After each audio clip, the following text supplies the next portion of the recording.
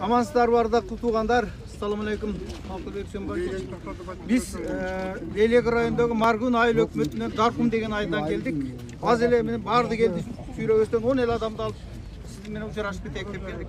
Биздин көйгөйүбүз бир маселе. Biz ушул айылда жашаган үй бүлөлөрдөн мен жашаган 7 эле үйдү алып сизге видео кылып жөнөтмөлө мүмкүн жеткендир, мүмкүн жетпегендир да. Ошол 7 үйдө 5-өүндө жалгыз бой энелер калыптыр.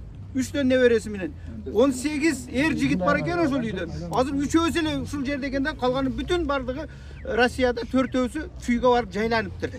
Демек булар şu 7 үйдөгүн 18 эр жигиттен бардыгы чүйгө көчүп кетип аткандан кийин 2 үй сатыкка коюлуптур, бирок сатууга ала турган эч ким жок да ал үйлөрдүчү. Демек бузула турган болуп турат.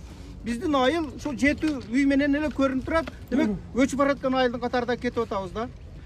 Кече коңшулардын чырында аркадагы 4 айылдан 14 000 ел эвакуация болгон болсо, Маргун, Даркум, Даргаз айылдар ушу үйлөргө жык батырып карап турдук да. Мындан кийинки чырларда экөөндө да карадык. Ошолор менен каныбыз, жаныбыз бир катарында көйгөйдү биз бирге тарттык. Кыйынчылыгын бирге тарттык.